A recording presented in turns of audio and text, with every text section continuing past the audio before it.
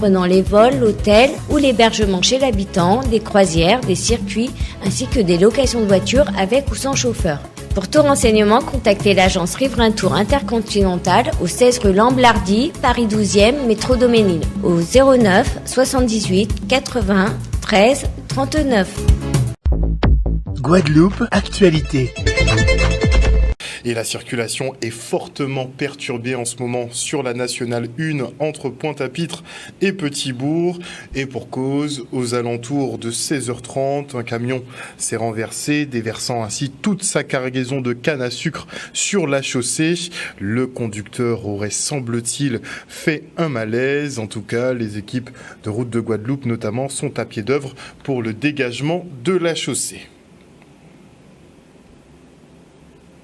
Dans un rapport publié le 2 juin dernier, le Comité des droits des enfants de l'ONU alerte sur les problèmes d'accès à l'eau en Outre-mer et plus particulièrement à Mayotte et en Guadeloupe.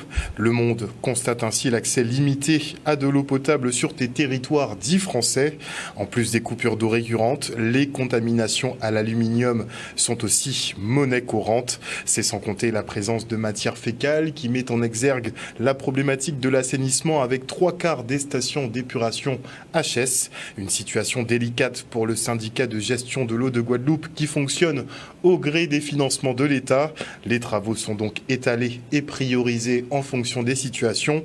Alors pour effectuer les mises à jour, le SMGEAG met en place les rendez-vous de l'eau, l'occasion de présenter aux élus les divers plans d'investissement à réaliser dans leur commune. La première édition s'est tenue ce matin à l'hôtel Arawak au Gosier. Le reportage. Alors aujourd'hui, il a été important pour nous au SMGEAG de réunir les élus, les équipes, afin de leur faire un point d'étape, un point de situation.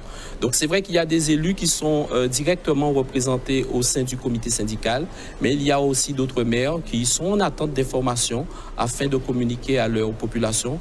Et c'est la raison pour laquelle ce matin, nous avons pu proposer ce plateau fort intéressant. Alors, s'agissant des informations, effectivement, nous sommes revenus sur le PPI, le plan pluriannuel d'investissement, dans lequel nous avons pu présenter les différentes actions qui vont être menées au sein des communes, au sein des différents quartiers. Et donc, les maires présents ont posé leurs questions sur les problématiques que nous rencontrons. Des solutions leur ont été proposées de manière à ce que nous puissions encore et continuer à agir au profit de cette population. À aujourd'hui et ce matin, dans le cadre de nos travaux, nous avons présenté effectivement des opérations à réaliser en matière d'assainissement. Nous rappelons que dans le cadre de notre budget, sur cette année, ce serait pas moins de 25 millions qui seront consacrés. Nous avons pu établir une échelle de priorité, même s'il y avait des priorités partout. Il y a des situations très urgentes sur lesquelles, sur cette année 2023 et sur la poursuite en 2024, nous porterons des réponses. Comme nous ne cessons de le dire, la voie, elle est très longue. Il y a beaucoup de travail à réaliser. Oui, il y a des opérations qui portent déjà, produisent des satisfactions auprès de certains foyers. Nous devons pouvoir les accentuer. Et c'est ce que nous avons voulu faire en compagnie des maires qui ressortent, selon moi, très satisfaits de cette première rencontre. La situation, elle était compliquée au 1er septembre. Elle était irréaliste.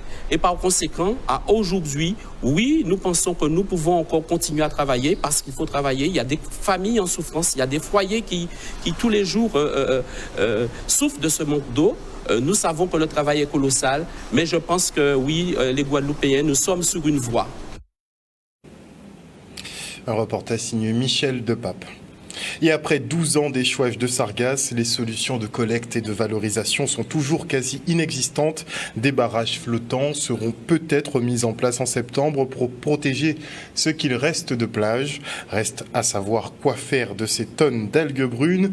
Une mission pour les chercheurs et scientifiques qui se fédèrent autour du projet Sargoud. Le reste en images. L'idée dans ce projet, c'est d'avoir une vue globale de cette sargasse. Donc déjà connaître la ressource et ensuite imaginer ou proposer des voies de valorisation de cette ressource. Je suis venu ici en Guadeloupe pour découvrir un peu le problème à la source. Mon projet commençait par la découverte de la composition des sargasses et ensuite comment les transformer en matériaux et comment améliorer leurs propriétés mécaniques ou de résistance à l'eau par exemple. L'une des étapes qui est importante pour nous, c'est de collecter proprement pour éviter tout danger et justement éviter qu'il y ait la production de ces composés nocifs.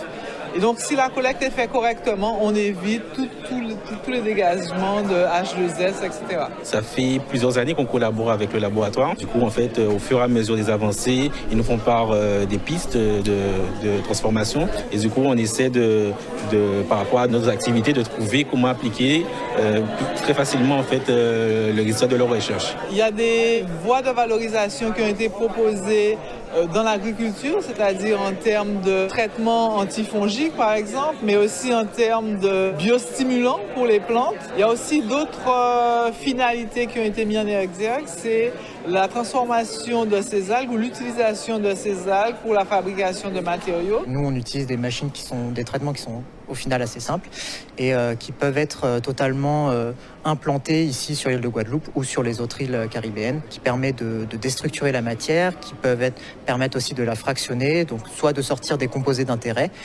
soit de déstructurer vraiment la matière pour en faire des matériaux. Généralement, je fais de la peinture pour faire du coloriage, etc. Et lorsqu'ils m'ont parlé des propriétés anticorrosives, je me suis dit pourquoi ne pas rajouter cet extrait-là dans la peinture que je fais pour rendre plus résistant et protéger les bois en fait lorsqu'on travaille le bois, les palettes, etc. On a fait un gros bond en quelques années, j'allais dire en 3 ans, 3-4 ans, il y a des choses qui ont été faites, mais je pense qu'après on approche de l'étape de valorisation lentement mais sûrement. Lentement mais sûrement, n'est-ce pas ? Et après la sobriété énergétique, l'État lance la sobriété foncière. Chaque année, 20 000 hectares d'espaces agricoles, naturels et forestiers sont consommés, en moyenne par an en France, et dont 20 pour la Guadeloupe. La France s'est donc fixé l'objectif d'atteindre la zéro artificialisation nette des sols pour 2050, avec un objectif intermédiaire de réduction de moitié de la consommation de ce type d'espace naturel dans les 10 prochaines années. Une mission en local assurée par l'établissement public foncier qui organisait ce jour un séminaire au siège du Crédit Agricole. L'objectif, travailler de concert autour de solutions collectives pour les transitions écologiques, démographiques, économiques par le biais d'agriculture raisonnée, par exemple. Regardez. C'était pour nous important d'amener les acteurs de l'aménagement du territoire, qu'ils soient publics ou privés, à réfléchir collectivement sur les transitions qui sont en cours aujourd'hui en Guadeloupe et dans le monde et les enjeux auxquels nous allons devoir faire face pour les années à venir et comment effectivement mettre en place des solutions de manière collective. Donc c'était important pour nous de faire ce point d'étape. Nous avons abordé plusieurs thèmes, la transition écologique, la transition démographique, la transition économique, puisqu'on est dans les ères des grandes transitions, mais on aborde surtout les enjeux en termes de sobriété foncière pour la Guadeloupe de demain, les enjeux en termes de risques naturels également et les enjeux en termes d'agriculture raisonnée pour le territoire. Je pense que le travail qui a déjà été accompli est important, mais ce qui reste à accomplir est tout aussi important et je pense qu'on a surtout un territoire qui est en pleine mutation. Et c'est notre rôle de nous adapter en fait et d'être flexible aux mutations à venir. La communauté d'agglomération Cap Excellence lance sa marque touristique Cap Cœur, un outil marketing et une identité visuelle indispensable pour l'Office du tourisme intercommunal qui représente Pointe-à-Pitre, Abim et Bémaof. Une marque autour de 5 piliers, à savoir la nature, les événements, le business, la culture et les sports et loisirs. Cap Cœur qui a été présenté hier au Memorial Act. Regardez. C'est un grand rendez-vous attendu depuis très longtemps. Cap Excellence présente sa marque touristique. Ça a été un travail de longue haleine avec les 3 communes, de différents services, mais également avec la commission tourisme que je préside à Cap Excellence. Il a fallu travailler et nous avons choisi effectivement notre marketing territorial. Et donc la marque touristique, ça sera l'identité du futur OTI. C'était important pour nous effectivement de lancer une marque touristique, tout simplement pour qu'on puisse communiquer vraiment sur nos atouts touristiques, puisque Cap Excellence est un territoire qui est riche, diversifié et aussi unique. L'OTI, c'est l'Office du tourisme intercommunal et donc nous devrions travailler avec tous nos partenaires, avec le CTIG, pour qu'on puisse reconnaître cette marque touristique comme toutes les marques, comme l'ont fait les autres OTI de la Guadeloupe. Cette marque va s'appuyer sur 5 piliers. Le pilier nature, le pilier sport et loisirs, le pilier event, puisque nous avons beaucoup de manifestations culturelles, sportives sur le territoire. Le pilier aussi business, puisque ce territoire permet l'organisation de séminaires, de congrès, et bien sûr le pilier culture, puisque Cap Excellence, c'est des musées, le Memorial Act, le Musart.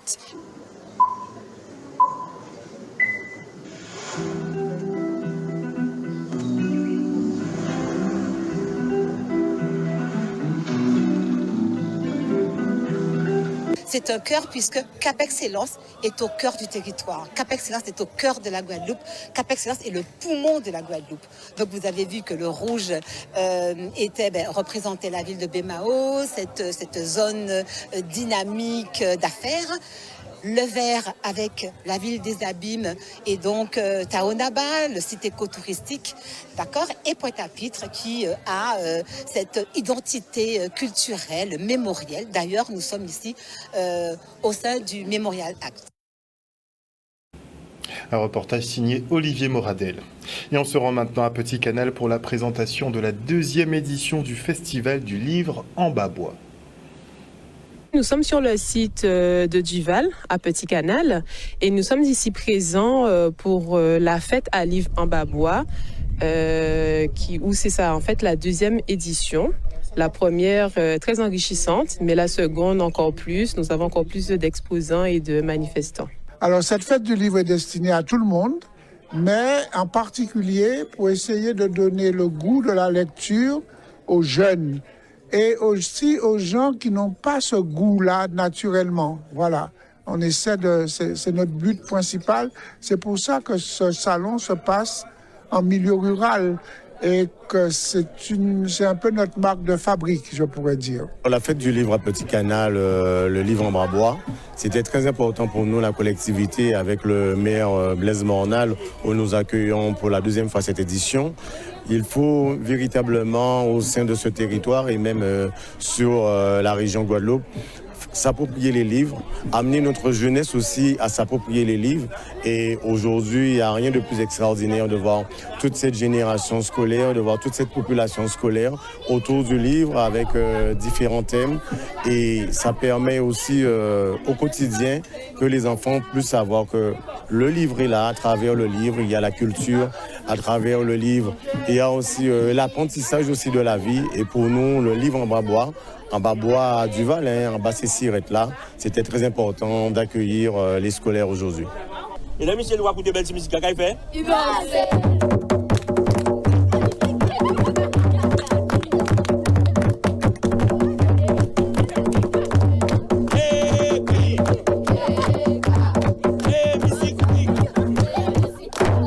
Alors, on est là pour rencontrer les jeunes, et même les plus jeunes, pour leur dire ce que nous sommes, ce que nous faisons, et ce que nous avons été, pour parler de notre vie passée, quoi.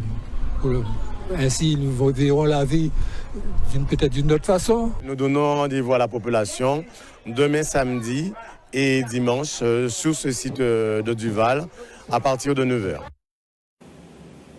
Et on enchaîne avec l'inauguration du nouveau magasin de culture vélo aux Abîmes.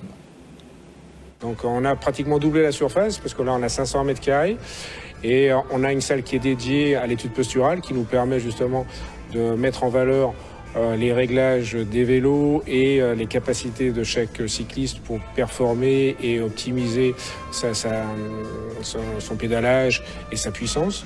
Et ensuite on a un grand choix de vélos, d'accessoires, ce qui nous permet aussi d'offrir des solutions qu'on n'avait pas capacité de faire sur l'ancien local qu'on avait. Quand une entreprise s'installe sur un territoire, quand cette entreprise emploie des Guadeloupéens et peut-être singulièrement des Abîmiens, eh bien, on ne peut qu'être heureux de pouvoir les recevoir. Moi, je sais que Culture Vélo accompagne beaucoup le cyclisme en Guadeloupe et singulièrement le Grand Prix Boris Carrel. Et donc, je ne peux que me réjouir à titre personnel de cette opportunité de venir saluer, bien sûr, cette inauguration. On connaît que le vélo en Guadeloupe représente beaucoup et pour permettre justement à la population d'avoir un service adéquat, ils ont fait ce magasin que je trouve vraiment original, mais surtout bien agencé. Nous, on a voulu encore rajouter plus en mettant en valeur et en proposant vraiment une équipe de professionnels, de passionnés et qui peuvent justement aider et conseiller les clients. Et si vous n'êtes pas très vélo, vous pouvez vous essayer à la course à pied. Et pour en parler avec moi ce soir, nous recevons Manuel Mondovy, chef de la régie des sports à la ville de Moule. Bonsoir. Bonsoir. Ville de Moule qui revient avec sa compétition, une de ses compétitions phares, les 10 km de la ville. Comment ça va se passer cette année ? Oui, effectivement. Après près de 4 ans justement en stand-by dû aux conditions sanitaires ou à l'actualité passée, nous avons relancé les 10 km de marche athlétique. Nous en sommes à la 19e édition. Tout ça dans le cadre des festivités également de la ville du Moule. Et nous avons pu mutualiser nos efforts, aussi bien les affaires culturelles, les affaires scolaires ainsi que le service des sports pour pouvoir proposer une animation avec comme temps fort les 10 km de marche. Donc vous revenez plus fort ? Plus fort, unis effectivement avec chaque service, ses compétences, ses connaissances et également pouvoir, vous savez, nous avons une problématique ici qui est sur l'obésité, sur les conditions de santé, les habitudes alimentaires. Donc également éduquer en parallèle de tout ça avec un village que nous allons organiser dès 14h avec les affaires scolaires sur les habitudes.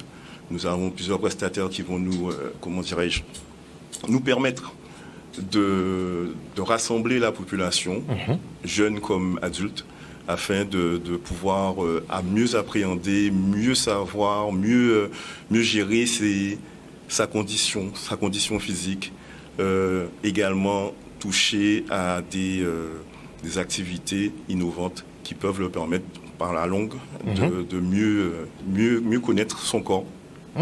Apprendre à connaître son corps, bon, ça, techniquement, c'est des choses qu'on était censé apprendre depuis tout petit. C'est clair. C'est pas trop le cas. On fait des activités physiques assez basiques, mais on n'apprend pas grand-chose. Donc, est-ce que vous pensez pas qu'il y a un travail à faire justement sur les nouvelles générations et leur apprendre justement la maîtrise de leur corps dès tout petit ? Effectivement, ce travail sera fait. On va justement aborder le thème, parce que c'est vrai que nous avons un capital santé depuis tout petit à mieux gérer jusqu'à l'âge avancé. Et comme je dis, en Guadeloupe, nous avons, mis à part l'obésité, le cholestérol, plein de conditions, hypertension, diabète. Donc oui, effectivement, ce village permettra également de toucher nos jeunes, les parents également, puisque certains parents ne sont pas au fait ne savent pas comment appréhender la chose. Donc il y aura des gens compétents, des experts de l'alimentation, des associations qui sont là pour, l'association gymnique, qui vont nous permettre d'aborder au mieux le sujet. Alors vous qui êtes au service des sports, oui. Est-ce que vous voyez que les mentalités justement, que les habitudes sont en train d'évoluer positivement ? Autant que possible. Déjà, c'est sûr qu'au sein de la collectivité, on essaie de proposer un panel d'activités touchant tous les publics et rendre les activités accessibles à tout le monde. C'est sûr que quand on regarde bien, maintenant nous avons une proportion qui augmente de personnes qui aiment les activités de plein air, l'activité libre, dont la marche. Donc là, on profite de l'occasion pour pérenniser notre manifestation. Donc dès 16h, on aura la possibilité de pouvoir participer. Donc nous prenons les inscriptions, je le dis déjà, nous prenons les inscriptions depuis le matin. Ce sera sur la place de la Liberté. La place où effectivement nous avons l'habitude de venir dans un autre contexte, un contexte beaucoup plus festif avec pour la fête du Moule avec les podiums. Donc ce sera sur ce lieu-là que les gens pourront venir s'inscrire pour pouvoir participer à ça. Mais c'est sûr qu'au jour d'aujourd'hui, la ville du Moule essaie de permettre à tout le monde de pouvoir accéder à une activité physique. Donc s'ils ne participent pas, ils n'ont pas d'excuses, oui. En vrai. Et vous appelez marche athlétique. c'est pour ne pas effrayer, on dit pas course, non, alors que ça va y aller quand même. Oui, hein. ça va y aller, mais c'est quand même un peu codifié, c'est très codifié la marche athlétique. Il faut savoir que ce n'est pas une course, c'est-à-dire qu'il faut que l'obligation, la contrainte est d'avoir toujours un pied posé au sol. On marche de manière vite. C'est vrai que quand on circule, on voit effectivement les gens marcher de manière assez dandiner un peu. Mais c'est codifié, hein, c'est codifié. Très bien. Alors, vous l'avez dit, les inscriptions seront ouvertes le jour même, donc pas d'affolement ? Pas d'affolement. La possibilité, elle sera présente dès le matin, dès 10h, de s'inscrire. Un certificat médical pour les gens qui ne sont pas licenciés, que ce soit à la Fédération française d'athlétisme, de triathlon ou de corpo, et plus 10 €. Bon, il faut savoir que nous avons également une course pour les enfants, parce que c'est vrai que nous avons le village. Après, les enfants qui souhaitent participer, ce sera gratuit, donc de 6 à 11 ans. Et histoire de renforcer le lien familial, les enfants devront participer avec un parent. Très bien. Ce ne sera pas 10 km, ce sera 3,5 km. Donc, ils auront la possibilité justement de faire un effort physique avec leurs parents et également de renforcer ce lien familial. Donc, le rendez-vous est donné demain, à partir de quelle heure ? Demain, alors, à partir de 14h pour le village. Donc, on appelle aussi bien les Mouliens que la population de la CNGT, que la population guadeloupéenne à venir nombreux. Et à 16h, le départ de la course des 10 km. Il y aura un départ un peu décalé pour les plus jeunes, mais dès 16h, ce sera le début de la course. Et je ne vais pas oublier quand même de citer les affaires culturelles parce que à la suite de la course, à la fin des remises de récompenses, on pourra également assister au travail qu'ont pu établir les différentes associations de danse et de musique. On pourra juger du travail fait pendant toute l'année. Très bien. Donc le rendez-vous est donné, ça se passera demain sur la place du Moule. Vous pourrez participer à la course qui sera en fin d'après-midi, soleil couchant. J'imagine que vous avez choisi de bonnes conditions parce qu'avec le soleil qui tape. On sera au bord de mer. Avec la petite fraîcheur. Soleil couchant plus brise, ça devrait aller parce qu'avec le 32 degrés là, c'est assez compliqué. O News Radio sur outremernews.fr.